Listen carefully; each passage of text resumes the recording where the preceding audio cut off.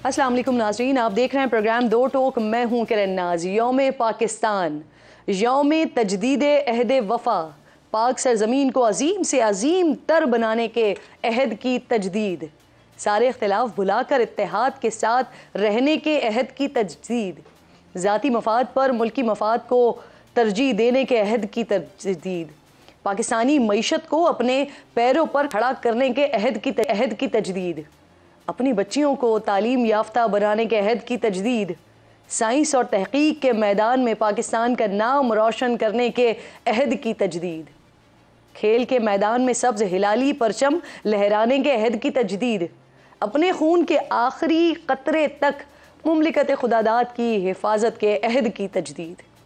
उसका आज दिन है। दुश्मन मुल्क के अंदर हो या मुल्क के बाहर हो, पहाड़ों में हो या गारों में हो, पाक फ़ौज से कुछ भी छुपा नहीं है। और इसका इजहार सिर्फ आज से 5 दिन पहले भरपूर तरीके से किया भी गया, जब अफ़गानिस्तान में छुपे कालदम TTP के दहशत गर्दों को अंजाम तक पहुँचाया गया। वज़ीर ख़ारजा इसहाक़ डार के मुताबिक हुकूमत ने अफ़गानिस्तान को मोहलत दी कि वो इस पर माफ़ी मांगे और करे, लेकिन फिर जब वहाँ से कोई जवाब नहीं आया तो फिर हमारी तरफ से हमले का फ़ैसला हुआ। 16 मार्च को मुझे मैसेज मिला कि मुत्तकी साहब जो उनके फॉरेन मिनिस्टर हैं मुझसे बात करना चाहते। मैंने वो कॉल ली। कॉल के दरमियान मुझे न्यूज आई अटैक हुआ हमारे नॉर्दर्न एरिया में, हमारे 7 लोग शहीद हो गए। मैंने excellency foreign minister of Afghanistan को ये कहा, हमारी इत्तला ये है गुल बहादुर ग्रुप जो है वो इसका जिम्मेदार है, TTP को यूज किया जा रहा है और उसकी लीडरशिप आपके मुल्क में एक्शन ले, हमारे हवाले करें। जब ये वाकया हुआ उस दिन रात उनके फ्यूनरल थे, मैं उसमें शामिल हुआ, आर्मी चीफ थे, हमारी लीडरशिप थी। Pakistan then decided counter response, कोई मीनिंगफुल एक्शन नहीं हुआ तो फिर हमने भी ये फैसला किया। इंटेलिजेंस बेस्ड एक ऑपरेशन था। नाज़रीन, जंगी मैदान के साथ माशी मैदान में भी पाक सरज़मीन को ताकतवर बनाने के लिए कोशिशें जारी हैं। रवा बरस के पहले 2 माह के दौरान पाकिस्तान से चीन के लिए बरामदात में 5% इजाफा रिकॉर्ड किया गया है। गुज़श्ता बरस इसी अरसे के दौरान बरामदात $446 मिलियन से ज़ायद थीं, जो $22 मिलियन इजाफे के साथ $468 मिलियन रिकॉर्ड की गई हैं। मईशत को दस्तावेजी शक्ल देने के लिए भी इक़दामात का आगाज़ कर दिया गया है।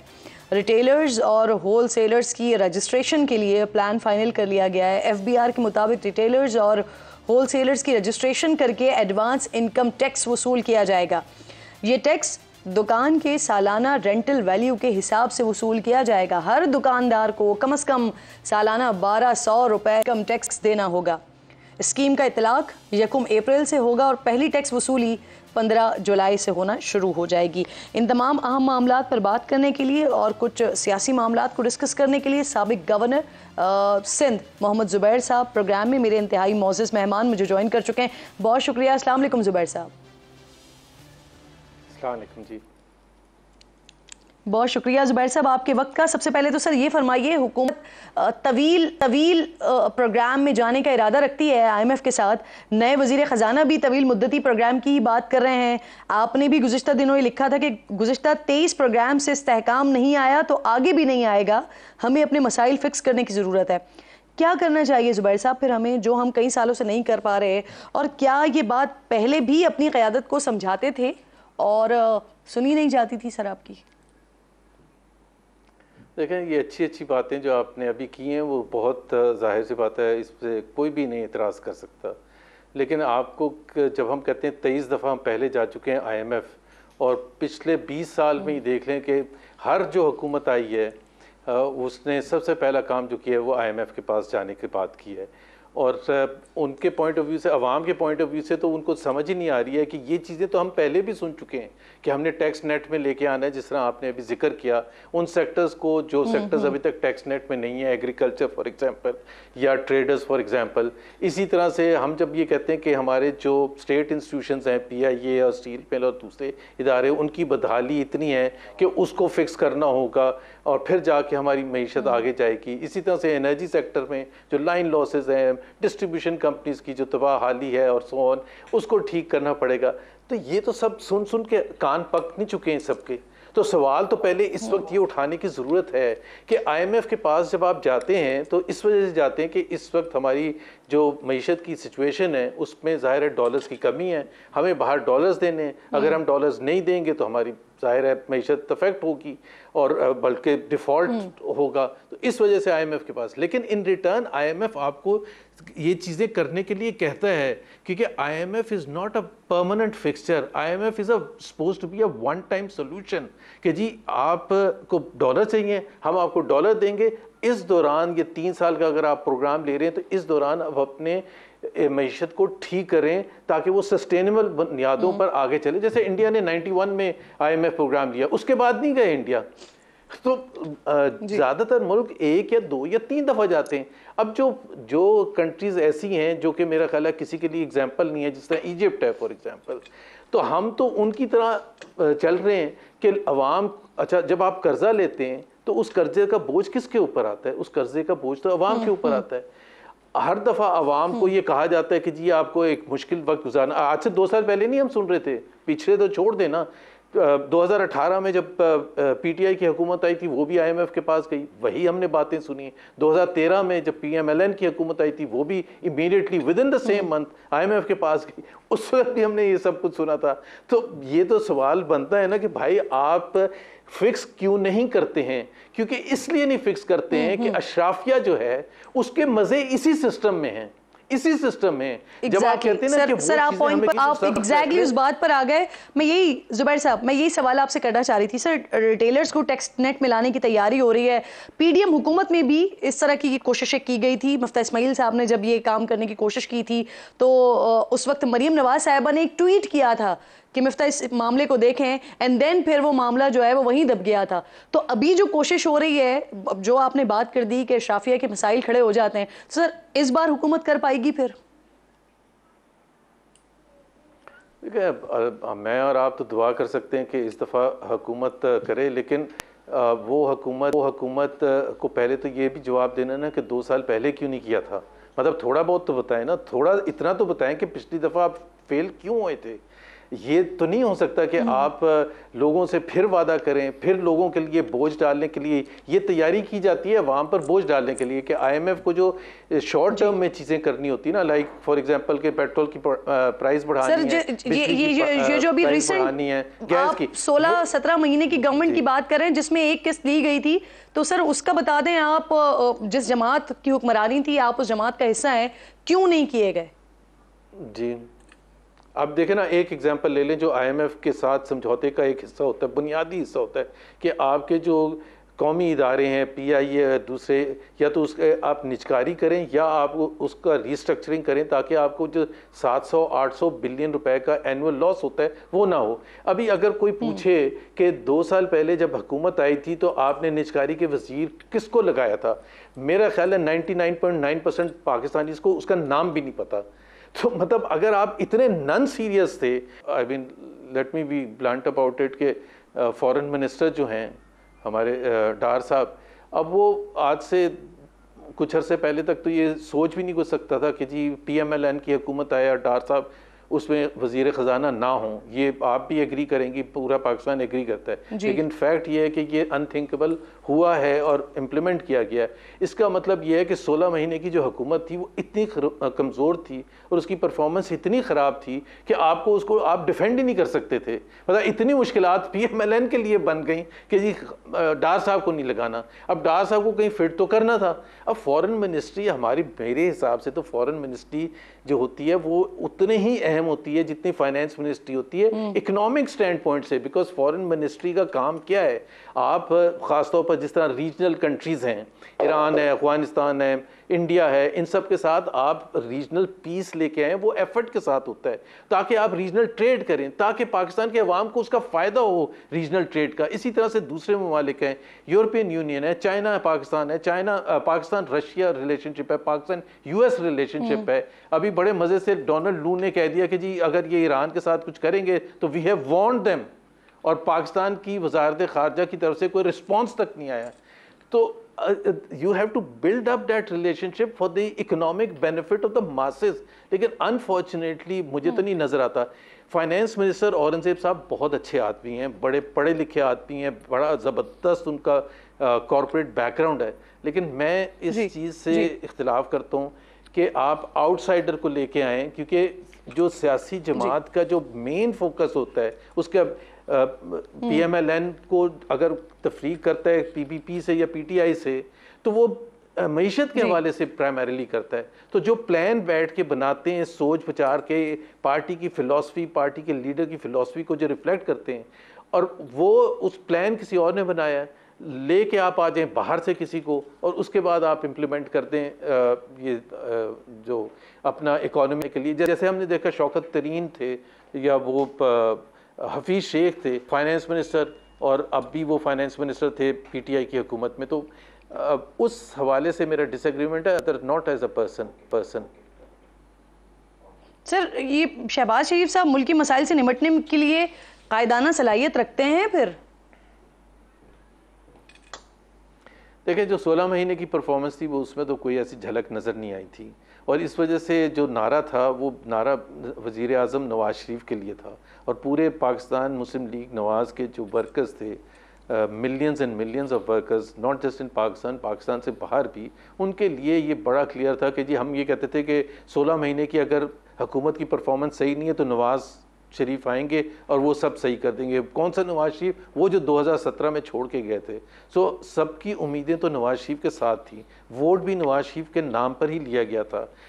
अगर ये शायद पता होता PMLN के वर्कर्स को कि जी नवाज़ शरीफ वज़ीर आज़म नहीं बनेंगे, तो ये रिजल्ट्स ही जो इतने ख़राब आए ये भी ना होते। तो जाहिर है उनमें जो मेरे अपने हिसाब से उनमें जो काबिलियत थी लीड करने की, कंट्री को, सूबे को, एक डिफरेंट होता है सूबे को लीड करना या मेयर को बनना, एक बिल्कुल मुख्तलिफ चीज़ होती है। पॉलिसी मैनेज करना जिससे दूरस्थ नताइज हों, नवाज़ शरीफ की जो थिंकिंग थी, जो जिस किस्म की वो डिसीजन मेकिंग थी, मेरे हिसाब से उनका ना होना तो बहुत ज़्यादा ख़राब है। सर, ये ज़रा ये बताइएगा कि आपने कहा है कि आपने नून लीग को नहीं छोड़ा बल्कि नून लीग ने आपको छोड़ दिया है, तो इस वक्त आपका नून लीग में स्टेटस क्या है? आपको नून लीग के सीनियर रहनुमा पुकारा जाए, सीनियर सियासतदान कहा जाए? क्योंकि जिस तरह के आपके स्टेटमेंट मुसलसल मैं देख रही हूँ तो ये कन्फ्यूजन क्रिएट हो रही है। देखिए, मैंने नून लीग को नहीं छोड़ा। मैं पार्टी बहुत बड़ी होती है, इसमें गलतफहमी में किसी को भी आना चाहिए। पहले भी लोगों ने कोशिश की है कि अपने आप को समझा कि बहुत बड़े हैं और पार्टी छोटी है, उनके जाने से पार्टी को अफेक्ट होगा, ऐसे कोई बात नहीं होती। ये late me be very blunt and Frank about it. लेकिन पार्टी के जो एक बयानिया था, वोट को इज्जत दो, वो बड़ा स्ट्रॉन्ग किरण बयानिया था। वो पाकिस्तान की तारीख में कम पॉलिटिकल पार्टीज़ ने इस किस्म का स्ट्रॉन्ग बयानिया, और उसकी वजह ये थी कि we strongly believed in that. वो उसका मतलब क्या था? Civilian supremacy. और वही सिविलियन सुप्रीमेसी की जंग में जो कुर्बानियाँ दी थी, सबसे आगे बढ़ के मियाँ नवाज़ शरीफ ने, उनकी बेटी मरीम नवाज़ ने, बाकी तमाम लीडरशिप ने, वर्कर्स ने, सब ने मुश्किलात झेली थी उस सिविलियन बालादस्ती के लिए। वरना तो 2016-2017 में बड़े आराम से आज भी मियाँ साहब ने कुर्बानी दी है सर? नहीं दी है? नहीं, मतलब मियाँ साहब ने तो कुर्बानी दी है, लेकिन वो वोट को इज्जत दो के बेसिस पर नहीं दी है। 2017 में जो कुर्बानी दी थी वो वोट को इज्जत दो। अगर उस वक्त अगर बैकडोर कोई अरेंजमेंट हो जाता, और जो कि बड़े आसानी से हो सकता था, अभी किस लिए कुर्बानी दी है सर? इंसार अवाम की, अभी तो देखें ना आप, ये तो जाहिर है वो सही बता सकते हैं कि मियाँ नवाज शरीफ ने क्यों कुर्बानी दी है। मैं तो समझता हूँ कि नहीं देनी चाहिए थी। मैं समझता हूँ कि PMLN अगर हुकूमत बनाने जा रही थी, पहली तो बात ये, बहुत से वो लीडर्स भी जो कि PMLN के साथ अभी भी बिल्कुल साथ हैं, जिस तरह जावेद लतीफ़ हैं और भी कुछ लीडर्स हैं, वो समझते हैं, और मैं भी समझता हूँ कि जी PMLN को जो रिज़ल्ट आए थे उसके तहत हुकूमत नहीं लेनी चाहिए थी फेडरल लेवल पर। पंजाब में बिल्कुल ले लेनी चाहिए थी, लेकिन फेडरल लेवल पर नहीं लेनी चाहिए थी। PTI शोर मचाए या पीपल्स पार्टी का, हमारा ये मसला नहीं है कि हम ये कहें कि जी हमने रियासत बचानी है। रियासत को ये नहीं होता कि इतनी छोटी सी चीज़ है कि आप ये कहें कि मैंने हुकूमत नहीं बनानी तो रियासत गिर जाएगी। पूरी दुनिया में होता है, आप चॉइस करते हैं, पॉलिटिकल लीडरशिप, पॉलिटिकल पार्टीज़ कहते हैं कि हमारे पास क्या इतना मैंडेट है। मेरी नज़र में मियाँ नवाज शरीफ को गलत बताया गया था कि हम स्वीप कर जाएंगे इलेक्शन, ख़ासतौर पर पंजाब में। जब वो रिज़ल्ट नहीं आए तो उन्होंने बताया था बिल्कुल सर? सही फैसला किया कि इस वक्त हम इलेक्शन के नताइज, इस वक्त अगर मियां नवाज शरीफ ने मेरे ख्याल में ये सोचा कि अगर वो बनते हैं तो वो फैसले, जो मुश्किल फैसले इस वक्त करने की ज़रूरत है, जिसके पीछे आपके पास मेजॉरिटी हो। नहीं सर, ये मियां साहब को किसने बताया था कि वो क्लीन स्वीप कर जाएंगे, इलेक्शन जीत जाएंगे? सब बता रहे थे उनको, PMLN के लोग। सर नाम ले सकते हैं, कौन बता रहा था? जो मैं जानता हूँ जिनको, नहीं नाम क्या ले सकते हो, मेरा नहीं ख्याल है किसी एक ने भी ये कहा होगा, किसी एक ने भी कि जी हमारी पोजीशन बहुत वीक है। मेरा नहीं ख्याल है किसी एक ने भी ये कहा था। आपको याद होगा कि जिस दिन वो वोट डालने गए थे और वोट डाल के निकले थे, उस हल्के में थे जिधर से ओन चौधरी जीते हैं, तो वो जब निकले थे और मीडिया से उन्होंने बात की थी तो जुबैर साहब, जो सियासी लीडर और मियां साहब 3 बार के प्राइम मिनिस्टर, अब उनकी सियासी बसीरत तो सर, और सियासी लीडर जो होता है वो बसीरत वाला होता है, सियासी बसीरत वाला होता है। तो मियां साहब को लोग आसपास के बता रहे थे, लेकिन उन्होंने खुद सूरत हाल को नहीं भापा। देखें, ये ऐसा था ना कि असल मुकाबला पंजाब में होना था PTI के साथ, और वो ये बताया जा रहा था कि जी हम अब ऑडियो टेप निकाल देंगे इसकी, अब वो बुशरा बीबी के खिलाफ ये आ जाएगा, फिर मानिका के बारे का इंटरव्यू दिलवा देंगे, और ये हो जाएगा, ये हो जाएगा, और पूरा इमरान खान की तो बिल्कुल सियासत ख़त्म हो जाएगी, और फिर एक के बाद 2 और 3 उसके खिलाफ कन्विक्शंस करवा देंगे 1 हफ्ता पहले इलेक्शन से, तो इमरान खान तो ख़त्म हो जाएगा और उसका कोई, और बल्ला छीन लेंगे, तो फिर तो कुछ रहेगा ही नहीं। क्यों PTI के लोग निकलेंगे वोट डालने के लिए? लेकिन हैरान कुन बात ये हुई कि PTI के वोटर निकल आए, पूरे पाकिस्तान में निकल आए, बावजूद इसके कि सिंबल ले लिया गया था, बावजूद इसके कि जो मुश्किलात उनको थी, वो कॉर्नर मीटिंग नहीं कर सकते थे। सो मेरा ख्याल है वो तमाम बेसिस पर यही बताया गया था कि जी अब तो इमरान खान को भूल जाएं। जब कन्विक्शंस दी थी वो इसी वजह से दी थी इलेक्शन से 1 हफ्ता पहले, कि ये तासुर दिया जाए कि Imran Khan is history now, और उनके सपोर्टर्स जो हैं अगर ना ही निकले तो अच्छा है, अगर 2-4 निकल भी आएंगे तो उससे फर्क नहीं पड़ेगा। जुबैर साहब, आप क्या कह रहे हैं सर? इन कन्विक्शन की यकीन दहानियां पहले से मियां साहब के पास थी? नहीं, मियां साहब को नहीं, जो पार्टी की थिंकिंग थी, क्योंकि उस वक्त हम, जाहिर सी बात है, PMLN पुश कर रही थी, हम उतने ही इंटरेस्टेड पार्टी थी उनके खिलाफ केसेस में, चाहे वो साइफर का केस था, चाहे वो उनकी इद्दत के हवाले से केस था, या एक तीसरा मुझे नहीं याद है कौन सा केस था, हाँ, तोशा खाना के हवाले से था। अब आप इद्दत वाला केस देखें ना, उसका बिल्कुल मेरे हिसाब से तीनों कन्विक्शन का नेगेटिव रिएक्शन हुआ, क्योंकि जो सपोर्टर होता है ना वो ये समझता है, और पाकिस्तान में ये समझना बिल्कुल सही है। क्योंकि किरण, आप तो सर आप इस बात की को अग्री करते हैं जुबैर साहब? जी जुबैर साहब, सवाल भी ले लें। राना सनाउल्लाह साहब कह रहे हैं कि इमरान खान के साथ जो कुछ हो रहा है वो उन्हें मजीद कामयाब बनाने के लिए हो रहा है, और इस मामले पर पार्टी में डिस्कशन भी हुई है। कौन किस किस्म की मदद कर रहा है सर? और एग्जैक्टली फिर मुझे आपकी बात से यही तासुर मिल रहा है, शायद आप भी इसी तरह की बात कर रहे हैं। नहीं, मैं तो देखें, मैं ये नहीं कह रहा, ये जो देखें, हम अगर या तो हम जमहूरियत में बिलीव करते हैं या नहीं बिलीव करते। अगर हम जमहूरियत में बिलीव करते हैं तो फिर कानून सबके लिए एक ही होना चाहिए और आवाम को आज़ादी होनी चाहिए। वो जिसको, जब आपने बल्ला छीना तो आपने इमरान खान के खिलाफ बल्ला नहीं छीना एज अ सिंपल, आपने उन लाखों करोड़ों लोगों को उनका राइट छीना, जिनके पास ये राइट है पाकिस्तान के आइन के तहत कि वो जिसको समझते हैं कि वो वोट जाके डालें, और वो अगर समझते हैं कि ये पार्टी रूल करे उनको, तो वो उनका हक है। या तो आपने फिर बैन लगाने की कोशिश करनी थी, कैबिनेट अप्रूव करता, कोर्ट जाते, इलेक्शन कमीशन जाते, उसको बैन कर देते पार्टी को। लेकिन आप ये तो नहीं कर सकते कि आप लोगों को भी अंदर बंद किया हुआ है, आप सब कुछ उनके लिए मुश्किलात, जिनकी सर देखिए, मतलब जो कुछ हो रहा था, जो मामलात हो रहे थे PTI के साथ, जो सजाएं हो रही थी वो इलेक्शन कमीशन की तरफ से हो रही थी, लेकिन उसका फायदा अदालतों से हो रहा था। मामलात हो रहे थे या इलेक्शन कमीशन से हो रहे थे या अदालतों से हो रहे थे, लेकिन अल्टीमेटली आप कह रहे हैं कि उसका फायदा PMLN को होना चाहिए था, लेकिन उनको उसका नुकसान हुआ।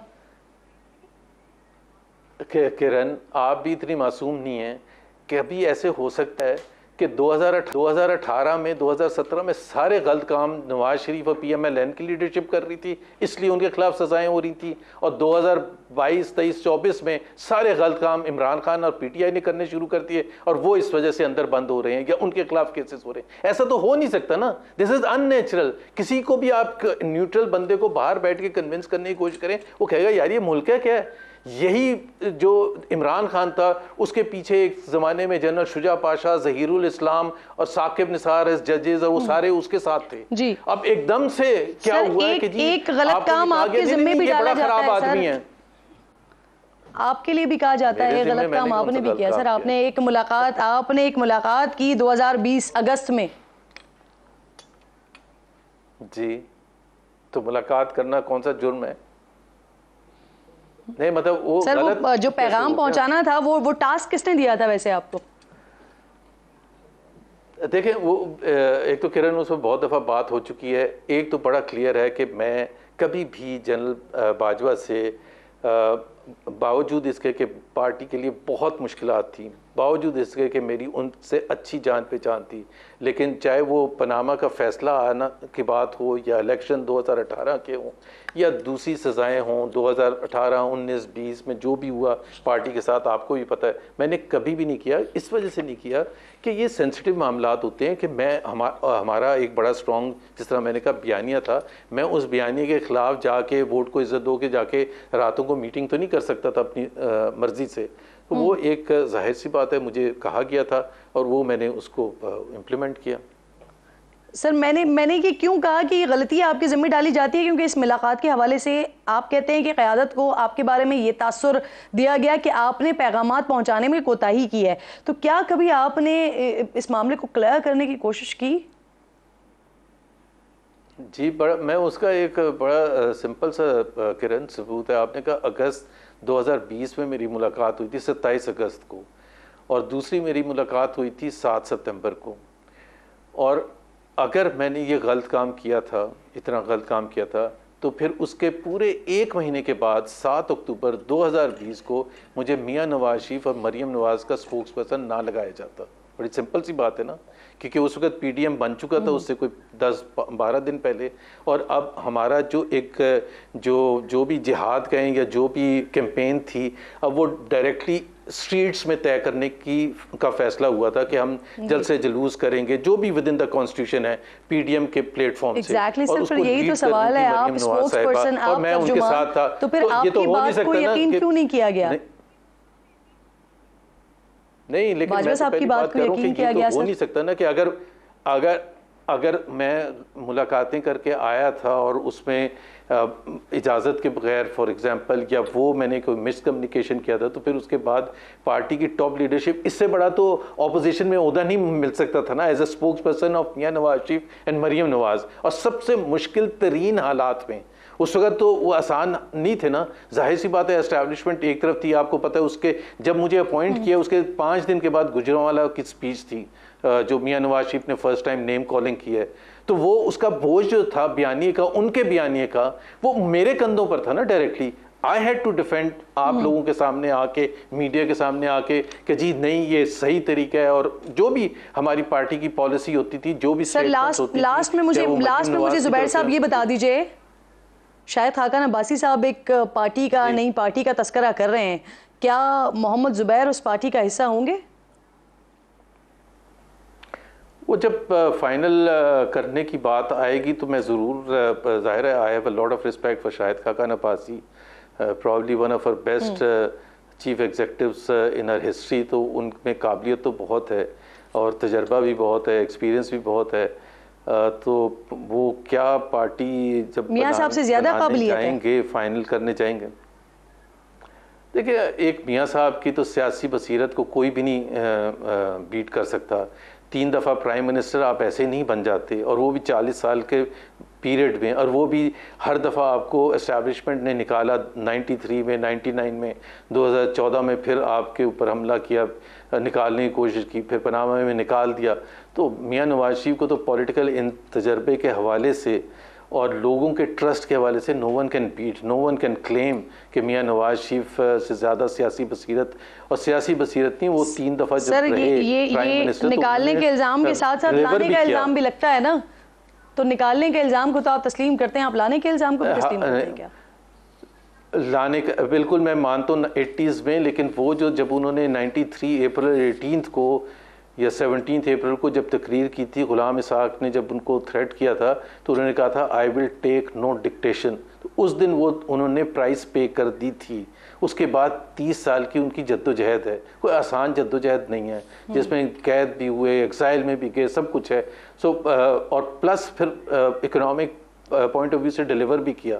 सो there is no doubt about that. Just because I am on the other side, मैं कभी भी ऐसी बात नहीं करूंगा जिससे उनकी जो शख्सियत की जो काबिलियत है, जो कि अनपैरेलल्ड है, उसको मैं कोई कम करने की कोशिश करूंगा। सही, बहुत बहुत शुक्रिया जुबैर साहब, साबिक गवर्नर सिंध प्रोग्राम में साथ मौजूद थे। एक छोटा सा ब्रेक लीजिए नाज़रीन, ब्रेक के बाद वापस आते हैं तो एक और अहम मामला है, उस पर बात करेंगे।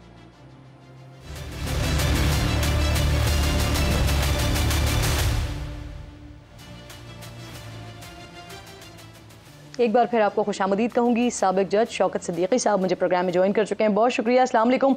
सबसे पहले तो मुबारकबाद कबूल कीजिए सर हमारी तरफ से, आप सुप्रीम कोर्ट में सुरखरू हुए हैं, फैसले से मुतमईन हैं? जी बहुत बहुत शुक्रिया, जज़ाकल्लाह। जी मैं मुतमईन हूँ फैसले से, अल्हम्दुलिल्लाह। शौकत साहब, आला अदलिया का जज होते हुए आपको इंसाफ के लिए सर 6 साल का इंतज़ार करना पड़ा। आपने जल्द समाअत के लिए दरख्वास्तें भी की लेकिन इसकी सुनवाई नहीं हुई, किसको जिम्मेदार समझते हैं?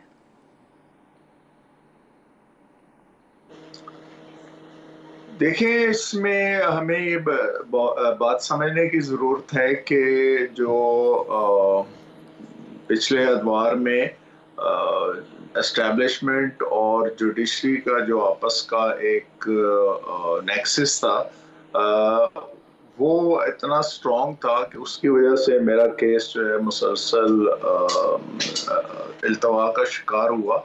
और ज़ाहिर है ज़िम्मेदार तो मैं उन्हीं को समझता हूँ जो मेरे अदारे के बड़े थे और जो मेरे अदारे के ज़िम्मेदारान थे, मैं उन्हीं को ही समझता हूँ कि वो सारी सिचुएशन डिले का जिम्मेदार वही हैं। सर इस फैसले से ये तो तय हो गया कि आपके खिलाफ जो कार्रवाई हुई थी वो दुरुस्त नहीं हुई थी, लेकिन जिनके खिलाफ आपने इल्ज़ामात लगाए थे उसका कोई फैसला नहीं हुआ, तो इस हवाले से आप किसी फोरम पर जाने का इरादा रखते हैं? देखिए, मैंने तो 22 जुलाई 2018 से एक स्टांस लिया हुआ है। अब ये तो मौजूदा गवर्नमेंट का काम है कि वो अगर इस मामले के हवाले से कोई तहकीकात करने चाहिए तो इंक्वायरी कमीशन कोई कॉन्स्टिट्यूट कर दे, मैं उसमें पेश होकर अपनी स्टेटमेंट दूंगा। अपनी जो मेरे पास जो एविडेंस है मैं उसको प्रोड्यूस करूंगा। बस मैं तो यही कर सकता हूँ। मैं एक अकेला फर्द हूँ और जिसने ऑलरेडी बहुत लंबी एक और मुश्किल जंग लड़ी है और अल्हम्दुलिल्लाह मैं उसमें सुरखरू हुआ हूँ। तो मैं तो किसी फोरम पे ज़ाहिर है अगर मुझे तलब किया जाएगा तो ज़रूर जाऊँगा। सही। अच्छा सर, इस तमाम दौरानिए में तकरीबन 6 साल के अरसे में या अभी आपसे जनरल फैज़ हमीद ने किसी तरह से रब्ता करने की कोशिश की या किसी के ज़रिए आप तक कोई पैगाम आया?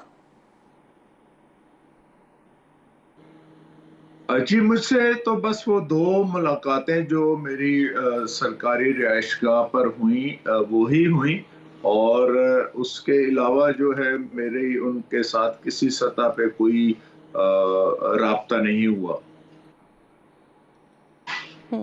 सही। अच्छा सर, क्योंकि इस वक्त मुल्क में मुस्लिम लीग नून की हुकूमत है और एक वक्त था कि लीगी कायदीन की जानिब से जनरल फैज़ पर इल्ज़ामात लगाए जाते थे और बाकायदा आपकी तकरीर को कोर्ट किया जाता था। मरियम नवाज तो उनके खिलाफ दरखास्त लेकर भी गई थी अदालत। तो सर उनकी तरफ से या PMLN की तरफ से कोई राब्ता वगैरह किया गया आपसे? नहीं जी, PML की तरफ से एज ए पार्टी मुझसे किसी सतह पे कोई राब्ता नहीं हुआ और ना ही मैंने किसी से कोई राब्ता किया। उनकी ज़ाहिर अपनी तरजीहात होंगी और उनकी कंसिडरेशन होगी। मुझसे किसी ने कोई राब्ता नहीं किया।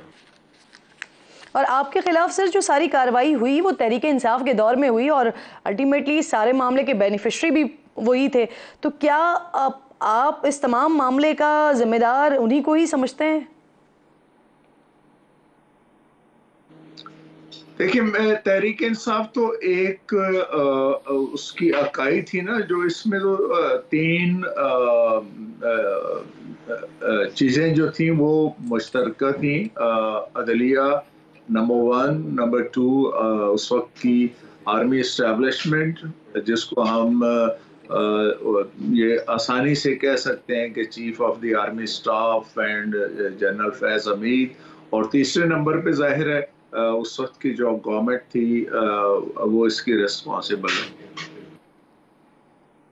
सर, आपने अपनी तकरीर में ये तो बताया था कि नवाज शरीफ और मरीम नवाज साहिबा के केसेस किस तरह से मैनेज हुए, उनके फैसलों को किस तरह से मैनेज किया गया। क्या इसके अलावा और केसेस भी, किसी और के केसेस भी, उनके फैसले भी मैनेज हुए उस दौरानिये में? जी, शुएब शेख साहब का फैसला जो है उसको मैनेज किया गया। उसकी पादाश में हमारे एक एडिशनल सेशन जज साहब को अपनी सर्विस से हाथ धोना पड़ा, और इसी तरह और बोल के हवाले से कुछ केसेस की बात थी। फैजाबाद धरना के हवाले से कुछ केसेस के मामला थे, और जो मेरे नॉलेज में है। इसके अलावा जो अगर कोई चीज़ें हुई हैं तो कम से कम मैं ज़ाती तौर पर उनसे आगाह नहीं हूँ। सर फैजाबाद धरना केस में क्या कहा गया? बस फैजाबाद धरने के हवाले से भी एक मुख्तलिफ एफर्ट्स की गई कि जी के इस तरह का ऑर्डर करें, इस तरह का ऑर्डर ना करें, और इस तरह की चीज़ों को करने की कोशिश की गई। हाँ जी, मुझे एक और सच याद आ गया। इसी तरीके से ये जो इस्लामाबाद में एनक्रोचमेंट्स ख़त्म करने के हवाले से था, और उसमें ISI डायरेक्टरेट जो है उसके सामने की जो अपारा रोड थी उसको भी क्लियर करने का जो ऑर्डर था उसको भी कोशिश की गई कि उस ऑर्डर को रिव्यू किया जाए और उसकी एग्जीक्यूशन ना हो सके। ठीक सर, अब आप क्या इरादा रखते हैं? क्या सियासत में आने का सोच रहे हैं आप? नहीं, बिल्कुल मेरा कोई सियासत में आने का इरादा नहीं है। मैं तो इंशाल्लाह अपने प्रोफेशन में वापस आ चुका हूँ, और मैं अपनी प्रैक्टिस करूँगा, और उसमें तमाम किस्म के सियासतदानों के जो मामलात हैं उसको करीब से देखने का मौका मिलेगा। सही, बहुत बहुत शुक्रिया। शौकत सिद्दीकी साहब प्रोग्राम में साथ मौजूद थे। 6 साल की इन्होंने जिद्दोजहद किया और उसके बाद सुप्रीम कोर्ट से सुरखरू हुए हैं। जो तमाम इल्ज़ाम जिसकी बुनियाद पर इनको अलग किया गया था, निकाला गया था, वो इल्ज़ाम इन पर से ख़त्म हो गए। एक ब्रेक लीजिए, ब्रेक के बाद वापस आते हैं।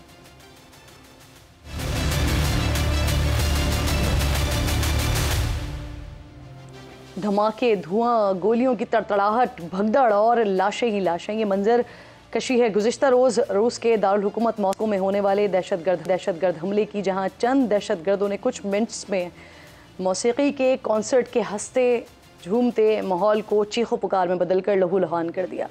रूसी हुक्काम बता रहे हैं कि मॉस्को के एक कॉन्सर्ट हॉल में हमले से 150 के करीब अफराद हलाक और 100 से ज़ायद ज़ख्मी हुए हैं। रूसी हुक्काम ने हलाकतों में इजाफे का खदशा भी जाहिर किया, और आलमी मीडिया के मुताबिक दहशतगर्द तंजीम दाइश ने हमले की जिम्मेदारी कबूल करते हुए अपने एक बयान में कहा है कि उसके जंगजुओं ने मॉस्को के नवा में एक बड़े इज्तिमा को निशाना बनाया है। रूसी हुक्काम बता रहे हैं कि हमला आवरों की तादाद 2 से 5 के दरमियान थी, और वो कैमोफ्लाज यूनिफॉर्म्स पहने हुए थे। उन्होंने फायरिंग करने के साथ साथ दस्ती बॉम्ब भी फेंके। उसके फौरी बाद इमारत में आग लग गई। पाकिस्तान समेत यूरोपीय ममालिक, अमरीका और अक़वाम मुत्तहिदा ने हमले की मजम्मत और अफसोस का इजहार किया है। साथ ही अमरीकी कौमी सलामती काउंसिल की तर्जुमान ने बताया है कि रवा माह ही अमरीकी हुकूमत के पास मॉस्को में दहशतगर्द हमले से मुतल्लिक मालूमात थी, जिसमें मुमकिना तौर पर बड़े इज्तिमा को निशाना बनाया जाना था, और इस मुमकिना हमले के बारे में रूस को खबरदार भी किया गया था। मुबैना तौर पर रूसी हुकाम की तरफ से इस इत्तला को प्रोपेगेंडा करार देकर मुस्तरद कर दिया गया था। यूक्रेन ने इस हमले में किसी भी तौर पर मुलव्वस होने की तरदीद की है, लेकिन रूसी सिक्योरिटी एजेंसी ने कॉन्सर्ट हॉल पर हमले में मुलव्वस 4 मुसल्लह अफराद समेत 11 अफराद की गिरफ्तारी का दावा करते हुए कहा है कि इन मुसल्लह अफराद के यूक्रेन में राबते थे और जिस वक्त उन्हें गिरफ्तार किया गया वो यूक्रेनी सरहद की तरफ जाने की कोशिश कर रहे थे। यहाँ इम्पॉर्टेंट बात यह है नाजरीन इस हमले की टाइमिंग के हवाले से, क्योंकि ये हमला व्लादिमीर पुतिन के 5वीं बार सदर मुंतखब होने के सिर्फ 5 दिन के बाद हुआ है। प्रोग्राम का वक्त ख़त्म हो गया, इंशाअल्लाह होगी कल। अपना और अपने मुल्क का ख़ास ख्याल रखिए और फ़लस्तीन को अपनी दुआओं में याद रखिए। अल्लाह निगहबान।